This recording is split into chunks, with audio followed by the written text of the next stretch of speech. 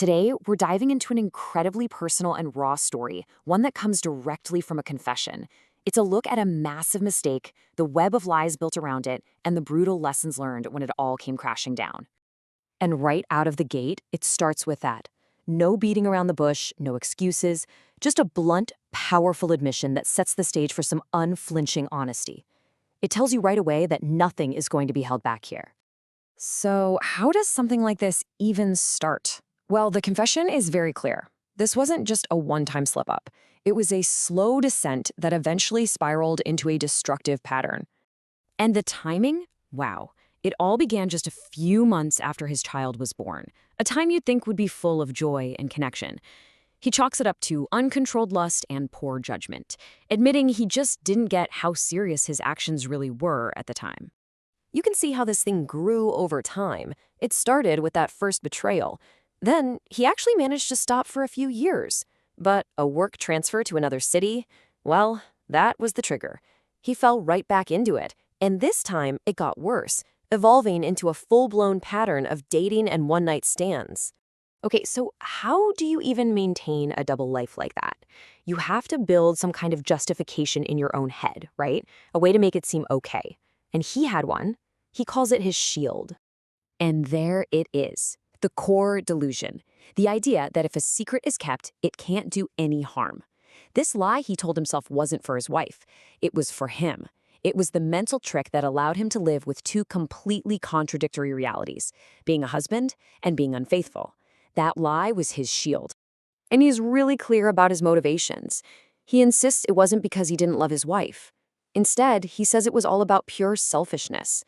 It was about ego, about desire, and maybe most of all, about the cheap thrill of having a secret. But here's the thing about shields built from lies. They are incredibly fragile.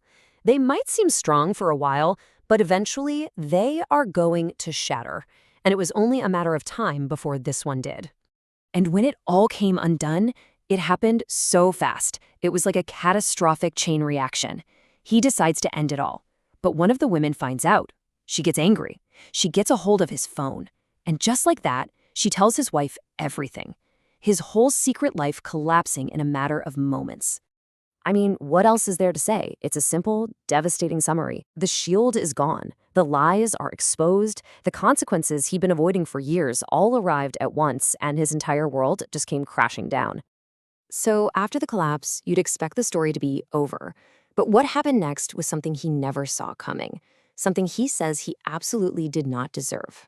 With everything out in the open, he doesn't make a single excuse. This is his own self-assessment. He takes full responsibility, blaming his own personal failings, his weakness, his immaturity, and a fundamental flaw in his character. And this is the turning point. At his absolute lowest, when he felt he deserved to lose everything, his wife showed him a different path. He gives all the credit to her kindness and her strength, saying she didn't just save their marriage, she saved him. But forgiveness isn't the finish line. It's really just the start of a much, much harder journey, the journey of rebuilding trust, and more importantly, rebuilding himself from the ground up. You can see the shift pretty clearly here. Everything that drove his past behavior, all that stuff like ego and secrecy, had to be replaced. He went from focusing on what he wanted in the moment to focusing on who he needed to become. A better man, concentrating on his health, his mindset, and his roles as a husband and a father. This really becomes his personal mission statement.